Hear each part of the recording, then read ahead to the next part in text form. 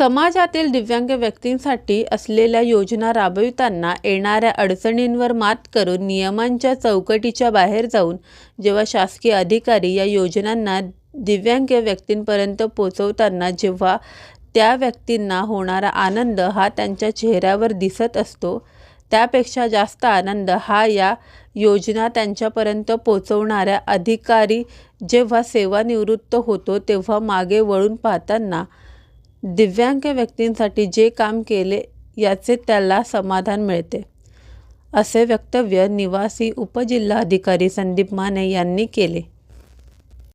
आम्हाला मिळत असतो. मला मी सांगतो ताई जिद्द शाळेच्या शिक्षक आहेत किंवा आपण सगळ्यांना, आपण शासकीय नोकरी करत असताना अनेक वेळेला वरिष्ठांनी सांगितलं शासकीय नियम आहे म्हणून आपण काम करतोच, पण समोर जे काही प्रातिनिधिक चेहरे आहेत यांची गरज लक्षात घेऊन अडचणीच्या वेळेला त्यांच्यासाठी नियमाच्या बाहेर जाऊन ज्या वेळेला आपण मदत करतो त्यावेळेला सेवानिवृत्त झाल्यानंतर घरी ज्या वेळेला आपण असतो त्यावेळेला आपल्याला काय आठवतं, तर एखाद्या गरजू ताईला, मावशीला किंवा विशेष मुलाला किंवा एखाद्या दिव्यांग व्यक्तीला आपण जी मदत करतो तीच आयुष्यात आनंददायी राहते, समाधान देते आणि नोकरीचं सार्थक करत. त्यामुळे माझ्या आजूबाजूला बसलेले सर्व अधिकारी यांना मी विनंती करतो की अशा योजना आपण जास्तीत जास्त लोकांच्यापर्यंत पोहोचवाव्यात. त्याचं सुख, समाधान पंढरीला गेल्यानंतर, विठ्ठलाला पाहिल्यानंतर जे समाधान मिळतं, अभंग ऐकल्यानंतर त्या टाळामध्ये, मृदंगामध्ये जो विठ्ठल नामाचा जप ऐकायला येतो, एखाद्या मंदिरात गेल्यानंतर, हास्य क्लब मध्ये गेल्यानंतर, सकाळी कचरा वितळाला ज्या मोठ्या प्रमाणात हसतात, हास्य क्लब मध्ये आपण गेल्यानंतर किंवा त्याच्यात गेल्यानंतर जो स्वतःला विसरून आपल्याला जो आनंद मिळतो तो आनंद या सेवेत आहे.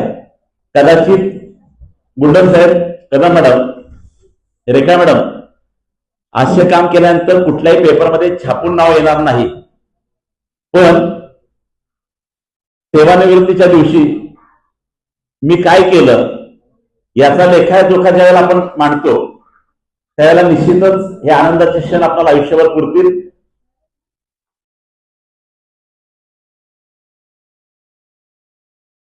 ते आनंदाचे क्षण आपण वेचावेत, सोबत घ्यावेत आणि हा सुशासन सप्ताहाबरोबरच माणसातली, मनातली संवेदना ही शांती आणि आनंदाला घेऊन जाणारी हे उपक्रम आहे.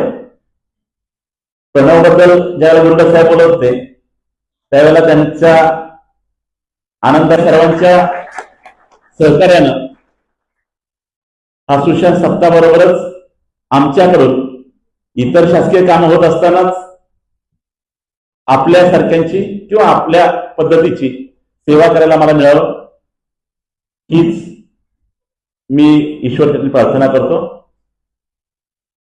एकच प्रेमाचा, मोलाचा आणि विनंतीचा सल्ला देतो.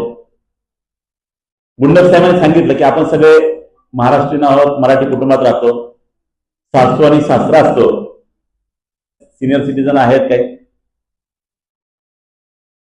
तुमच्या सगळ्यांचा आशीर्वादच आम्हाला आयुष्यभर आनंद देऊ शकतो. त्यामुळे तुमचा आशीर्वाद हा वारीमध्ये जाण्यासारखा आहे. सरकारी नोकरी वारीसारखी आहे.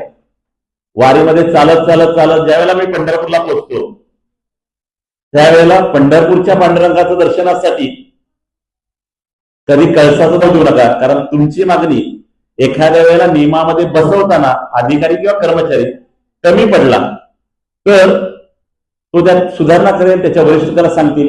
फक्त आपल्या चळवळीतून चांगलं व्हावं, चळवळीतून मन दुभंगू नये, ते दोन्ही बाजून आपण काळजी घेऊ आणि जास्तीत जास्त योजनेचा आपण लाभ घ्यावा.